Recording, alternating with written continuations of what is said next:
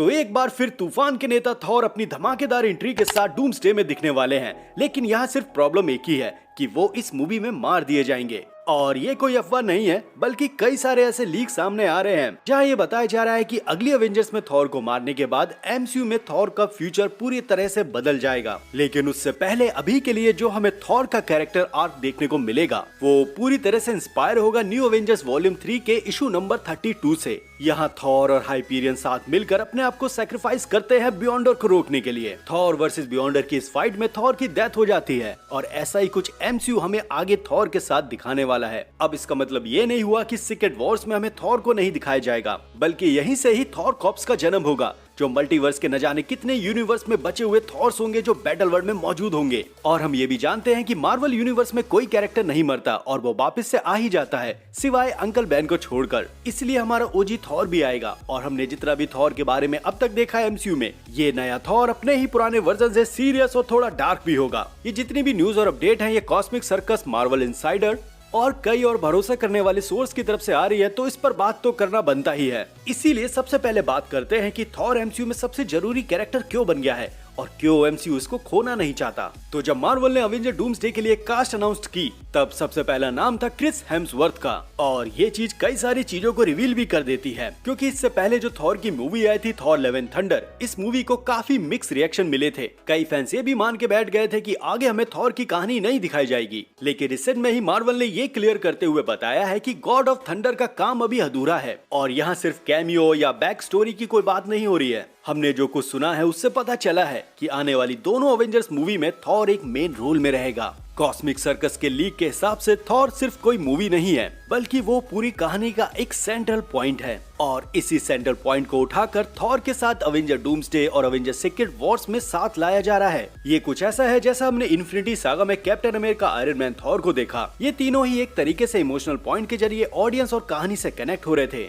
Iron man और captain America एक ढंग से देखा जाए तो इनकी स्टोरी कंप्लीट है, लेकिन जब बात आती है थॉर की, तब थॉर की पहली मूवी से लेके अब तक थॉर को वो कुछ नहीं मिला जिसकी वो चाहत रखता था। थॉर को एसगार्ड नहीं मिला, फिर उसकी माँ की डेथ हुई, और जब ओडन की डेथ हुई तब हेला ही जिसने एसगार्ड खत्म कर दिया। एसगार्ड खत्म होते ही जैसी वो वहाँ से निकले तब थैनोस आ गया जिसने लोकी और उसके दोस्तों को मार दिया।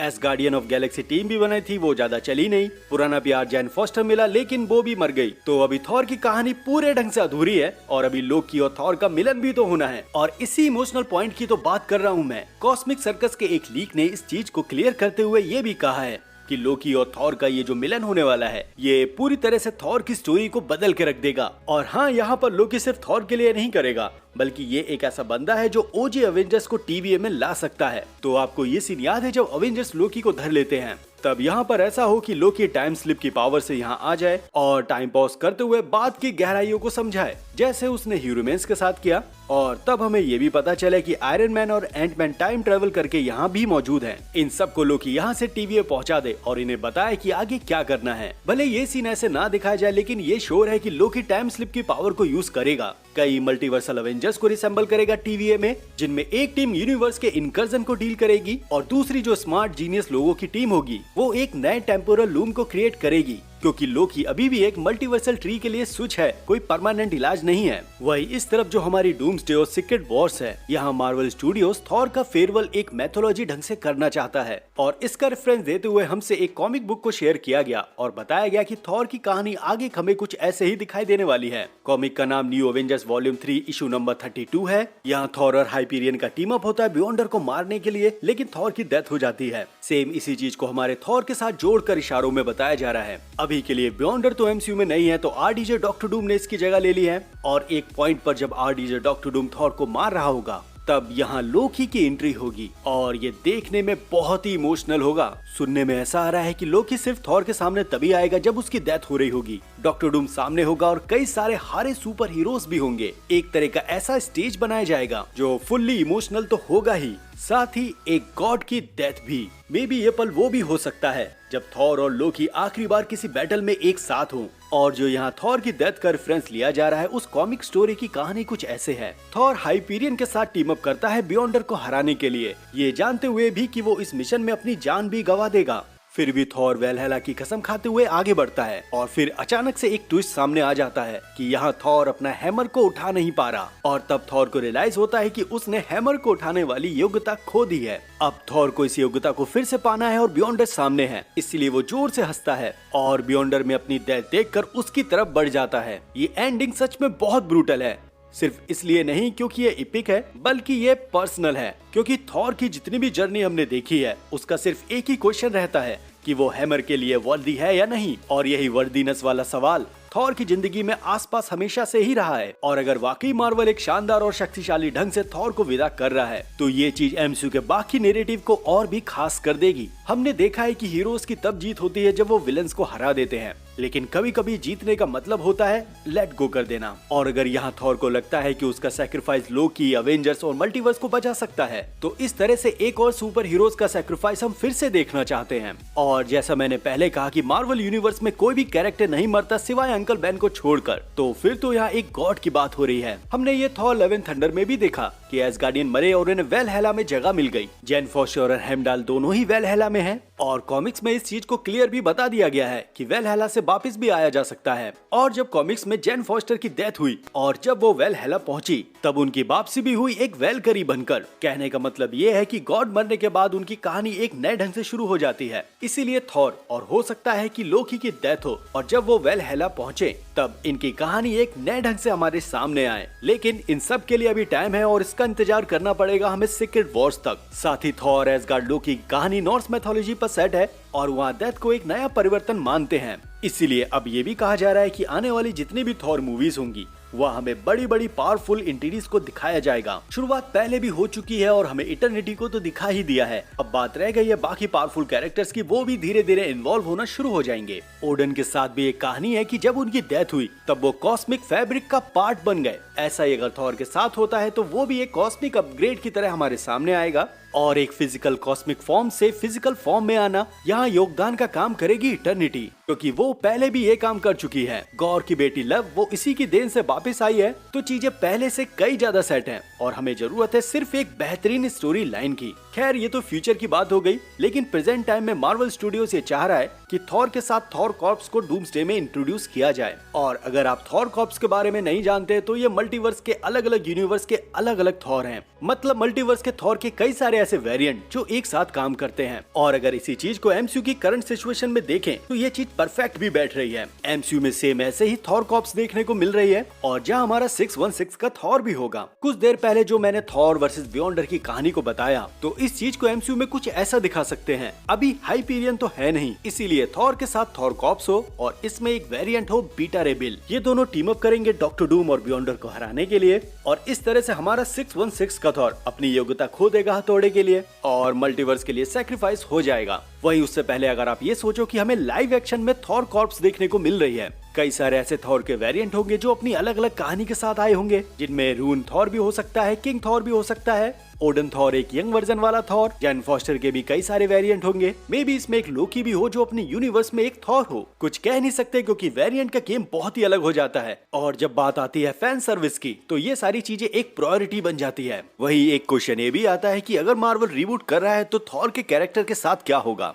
अब तक हमें पता है कि सीक्रेट वॉर्स के बाद पूरा इंटायर एमसीयू रिबूट होने वाला है और एक नई स्लेट हमारे सामने आएगी, लेकिन इसमें भी एमसीयू के नए और कुछ बड़े प्लान हैं। ब्रैड विंडरबॉम जो मार्वल स्टूडियोज के बीपी हैं और आने वाले समय पर ये केविन फाइगी की जगह पर भी दिख सकते हैं। इन्होंने एक इंटरव्यू में ये कहा कि एक सफल सिनेमैटिक यूनिवर्स को फिर से रिबूट करना ये सबसे मुश्किल और पेनफुल काम होता है। स्क्रैच से शुरू करना और जितना भी प्यार दिया है मूवीज के जरिए ऑडियंस को, उसको फिर से एक नए सिनेमैटिक ढंग से दोबारा क्रिएट करना, ये सच में बहुत ही चैलेंजिंग होता है। तो इसीलिए मार्वल स्टूडियोज हार्ड रिसेट के चक्कर में ये नहीं चाहता कि वो अपने फैन बेस को गवा दे। इसीलिए यहाँ सॉफ्ट रिबूट जैसी चीजें सामने आ रही हैं। और अभी तो क्रिस हेम्सवर्थ में दम भी है और अपनी इच्छा भी प्रकट की है कि वो आने वाले कई सालों तक थॉर के रोल को प्ले कर सकते हैं। अब यहाँ नया कुछ ऐसा होगा कि हमने एक गॉड जो थॉर है उसको अवेंजर्स के साथ देखा, इन्फिनिटी सागा में इसको बहुत खूबसूरती से दिखाया गया, मल्टीवर्स सागा में अब वो पूरी तरह से अकेला है और इसके बाद जो सीक्रेट वॉर्स आएगी और म्यूटेंट सागा शुरू होगा तब थॉर की कहानी X Men, mutant, fantastic four, Deadpool और वुल्वरीन के साथ जोड़ के दिखाई जाएगी। लेकिन यहाँ पर भी मैं आपकी तरह इस पावरफुल कैरेक्टर को बर्बाद होता देखना नहीं चाहता। एमसीयू एमसीयू आगे थॉर को यूज कर रहा है और कई सारी यूनिवर्स और कई सारी सुपर हीरोज टीम है, तो हर एक यूनिवर्स की थॉर की कहानी को हमें दिखाया जाए